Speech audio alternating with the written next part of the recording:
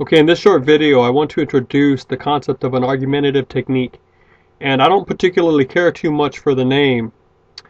I think that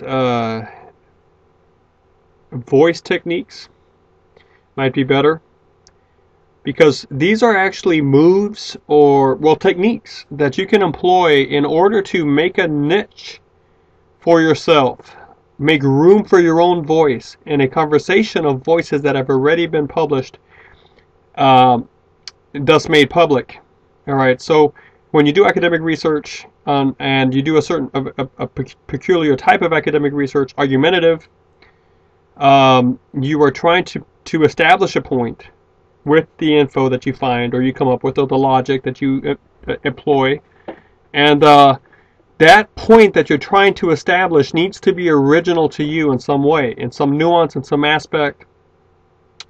And when you examine the work that's already been done on your topic or your subtopic, your narrow topic, your focus, you find that many voices may already be there. So how do you actually enter the conversation with something relevant and pertinent and unique to say? Because, you know, think of how you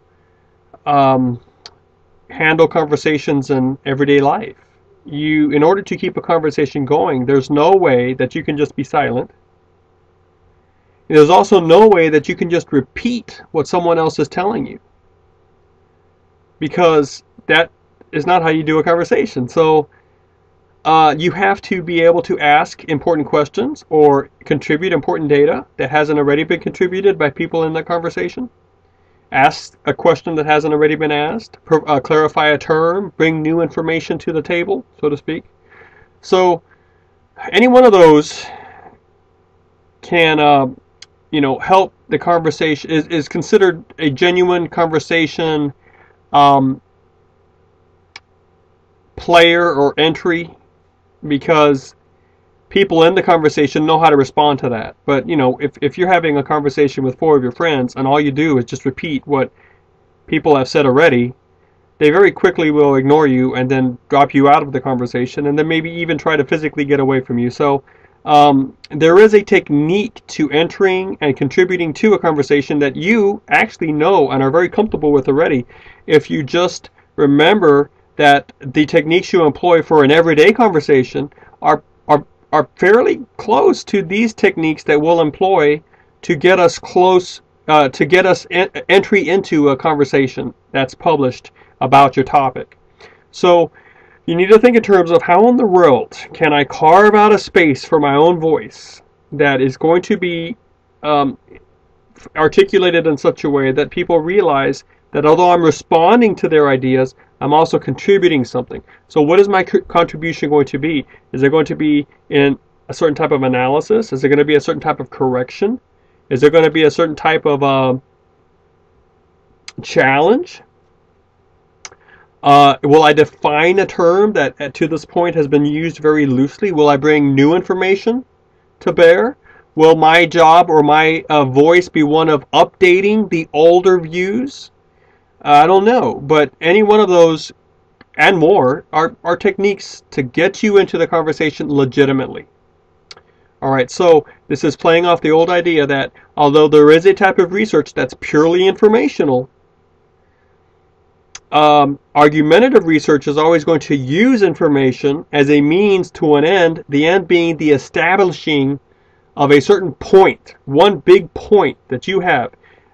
Trying to establish it as possible and even probable, and using information and data and logic and reasoning and definition towards that end, the establishment of that one point, which is your thesis, as a possible and probable point. That's the end of argumentative academic research, and it certainly has to be a point that no one else has made. All right.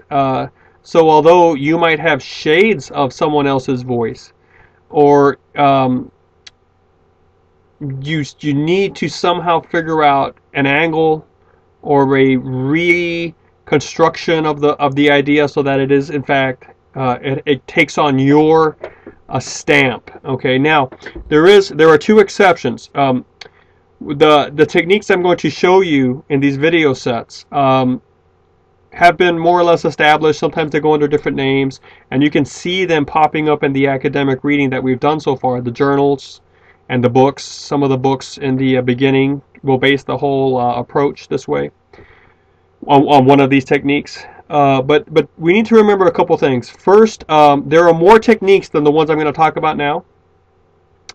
And the most important thing you can do is, with all of these techniques, realize how all of them are actually enabling you to contribute something. Okay, even if you are just taking the same claim that someone else has made, but you're realizing that it's 5 or 6 or 8 or 10 years old, and you are just updating it and checking to see if, you know, maybe you're running an experiment again on that, and you aren't necessarily challenging that older belief. Maybe you won't end up doing nothing. Maybe you'll end up doing nothing more than reestablishing it. But because it's been 10 years since someone has tried to check it, you know, cultures change. And if this is a thesis about the structures or the mindsets of a culture, it is worth seeing if something 10 years ago is still the same today. So, you know, because of the fact that that claim has been dated, your technique for contribution is the updating technique. And in fact, it's not going to be one that I talk about here, I think. But that, you might not even come up with a new claim, but you still see that you have a contribution here because you're checking it. And everyone would be glad to hear your results on this, because you can't keep on assuming that claim is right if it's dated. Okay, so I keep on saying that these techniques will help you develop your own or you know, unique formation of a thesis, but sometimes they might not even do that, but they'll still help you do a contribution, because they will show you how to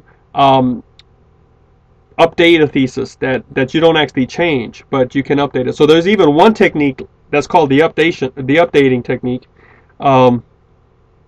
and you know, that doesn't even have you end up with a new thesis, but it certainly has you end up with a contribution. Okay. Now the second thing I want you to remember, so the first thing is contribution is underlying all of this. These are techniques to help you establish a contribution.